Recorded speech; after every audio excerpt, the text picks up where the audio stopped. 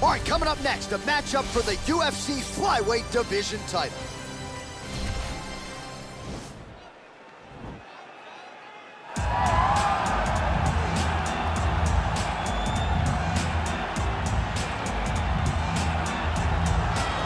Well, it's got to feel good for this man to make this walk. He has chewed up and spit out all comers on his run to contention. Now he is the undisputed #1 contender, looking to become the new UFC flyweight champion. A lot of people think he has the skills to do just that. Tonight, though, his opportunity to prove it in front of a sold-out crowd tonight, that he is the best 125-pound fighter on the planet.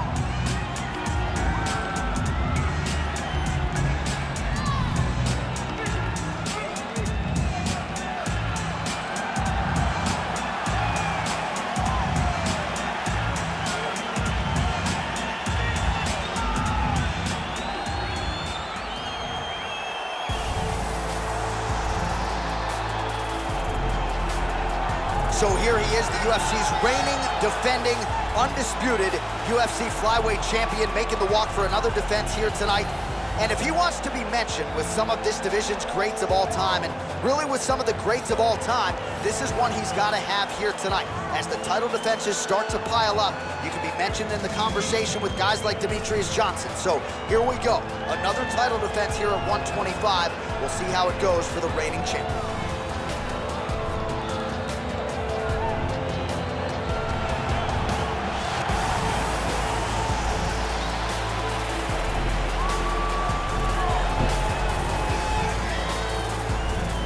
And now our tale of the tape for this flyweight championship fight.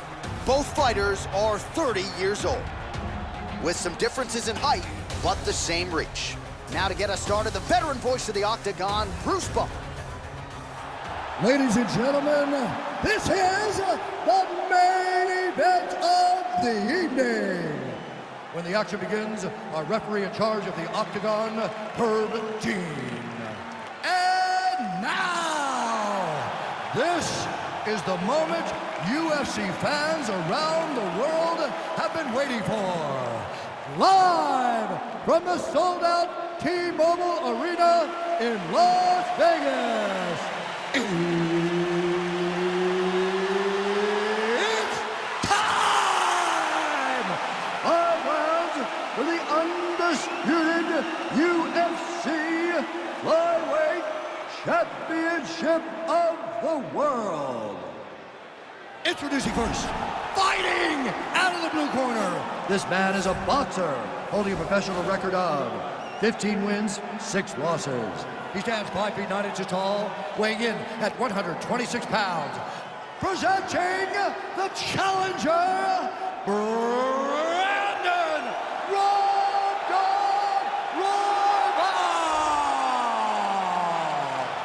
And now, introducing the champion, fighting out of the red corner.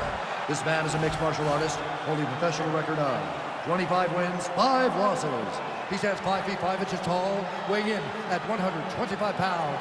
Fighting out of Rio de Janeiro, Brazil, presenting the reigning, defending, undisputed UFC flyweight champion of the world, Alexandre the Cannibal Pantoja.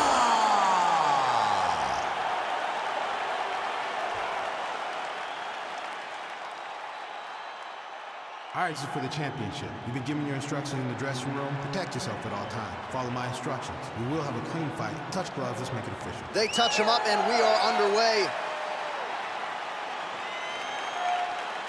You ready? You ready to fight? All right, crowd getting excited as this fight gets underway, and you hate to call any fighter on this UFC roster a specialist, but on one side, you have a definite striker taking on a true 5-tool player. And you see a guy in the striker who knows exactly who he is. He knows where the fight needs to be. He knows what he has to do in order to be successful. Let's see if he can keep his opponent off of it. Big punch lands over the top. How's he gonna follow this one? All right, he closes the distance. That is how you scramble, folks.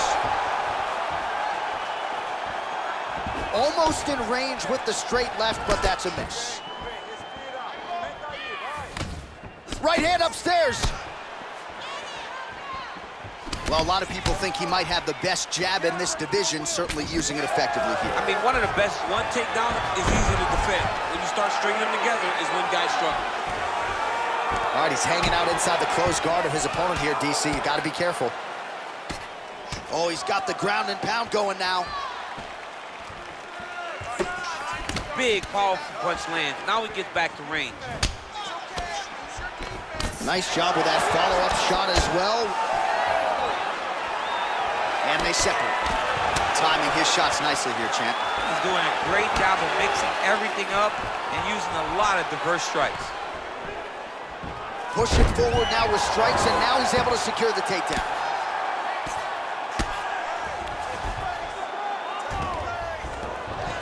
Strong bottom work here, staying busy.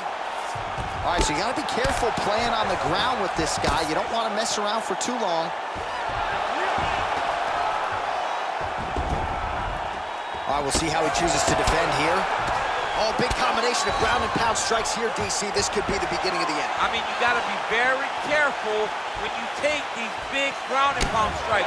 You need to control posture on the bottom, and if you're the top guy, the guy that's looking to finish, continue to gain posture and rain down big strikes on your opponent. Oh, trying to turn out the lights with that roundhouse kick, but just misses.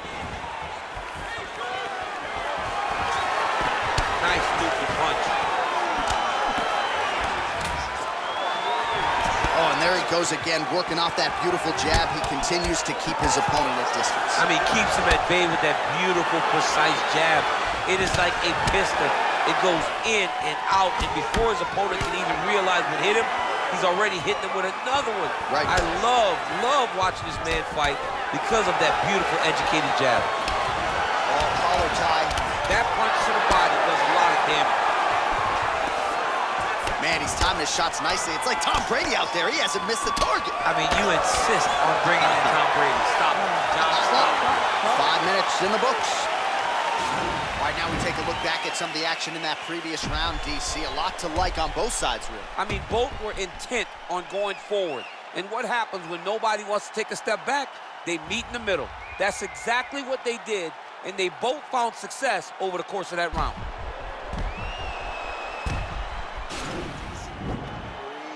Relax. Slow that heart rate down. It's okay. We expected this type of fight. We trained for this. We're bloody. We knew it was going to be a war. It's all right. All right, so after he landed a high number of kicks in the previous round, we'll see if he can keep it going here as our next round gets underway. He should stay the course. He's so educated with his legs and his feet that he's given his opponent a very difficult time trying to anticipate what's coming his way. Little cut below that left eye. Oh, a little single collar tie there. What a big-time takedown. Well, anytime you are in a ground fighting situation with this fighter, you're potentially playing with fire. Side control now, DC. A lot of options at his disposal from here. Well, there are few things more fun to watch in mixed martial arts than, oh, now trying to isolate an arm, DC. He needs to move his hips back to cover. He cannot allow him on that angle. Attacking armbar.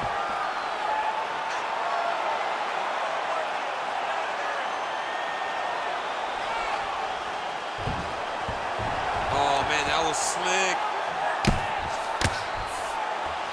Just over 3 minutes to go.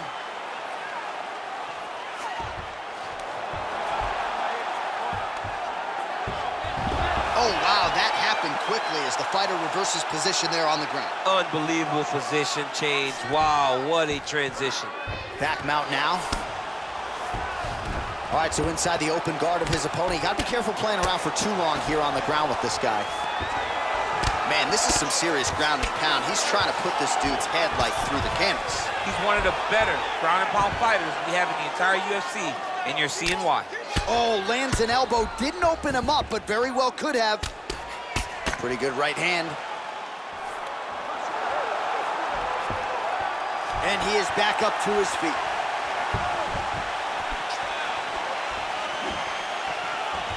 Oh, just out of range with that punch attempt.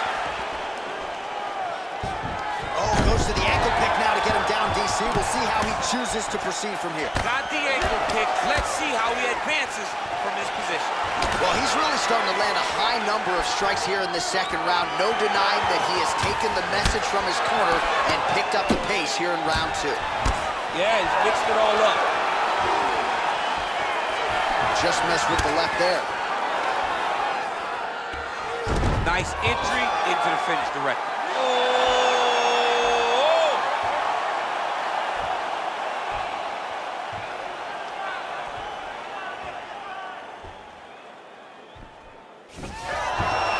The sheer will is really remarkable to watch.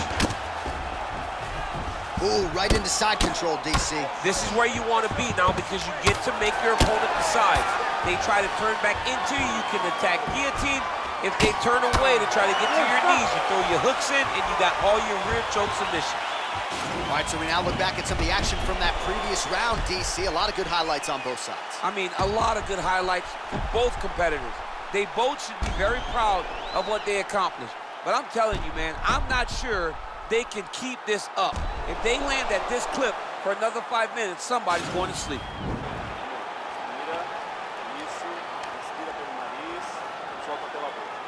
All right, the action continues here and now as our next round gets underway. The previous round won't be confused for a round of the year, but pretty good action. It was a pretty good round. Not every round is going to have you standing up out of your seat. You understand that you are watching the highest level of fighting in the entire world in the UFC. So he's really starting to put together some significant body shots here. These are going to take their toll as this fight goes on. Oh, how about the transition to the ankle pick? Now we will see where he goes from here. Got the ankle pick. Let's see how he advances from this position. And both guys really throwing with authority. Oh, and he connects there. His hands look good tonight. So fast. I mean, this guy has tremendous hand speed. Look at how he turns his hip into that leg kick. Oh, man, that cut not in a good place, and it's not getting any better. Nice hook lands. Man, these guys are throwing back and forth. Oh!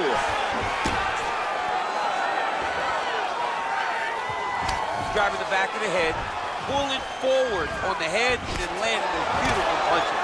Really's got his opponent to notice it. Punch over the top.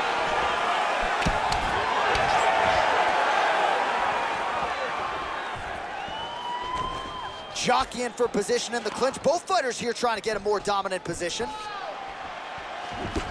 Well, not sure if he's lighter on his feet or what it is, but these last couple of rounds, he's been far more aggressive, a lot more pressure. Oh, he's really starting to get it stun him a little bit. What a fantastic strike to throw at the exact right moment. He deserves this moment. Go finish this fight. Well, you know, I don't like the gi very much, but I have an appreciation and a healthy one for these type of transitions. You can tell he's been in a gi at some point in his life with the way that he moves so freely. I'm skipping jiu-jitsu next week, too. He's going to start looking to try to attack a rear naked choke, and that's exactly what he's doing. He is doing a really good job of relaxing, not panicking because he's getting choked. He's gone. He's gone. He's gone. He's gone.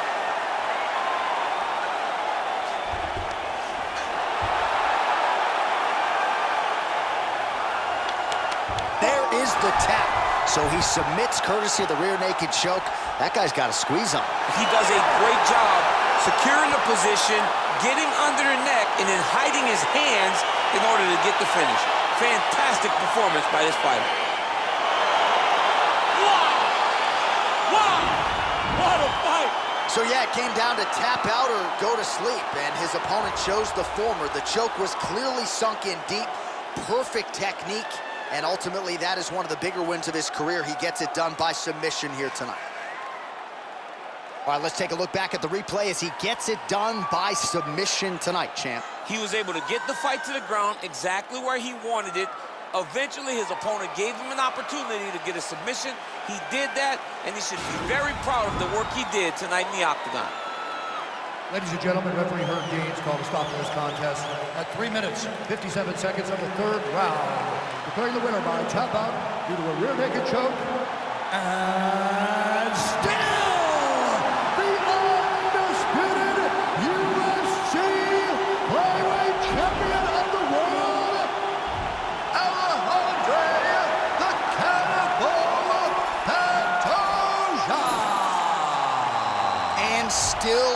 UFC flyweight champion. And people are always denigrating the flyweights, right? Always banging on the flyweights. How about this champion? I mean, when you have a champion like this, it's hard to say 125 division doesn't matter. People tune in to watch him perform. He is a great fighter.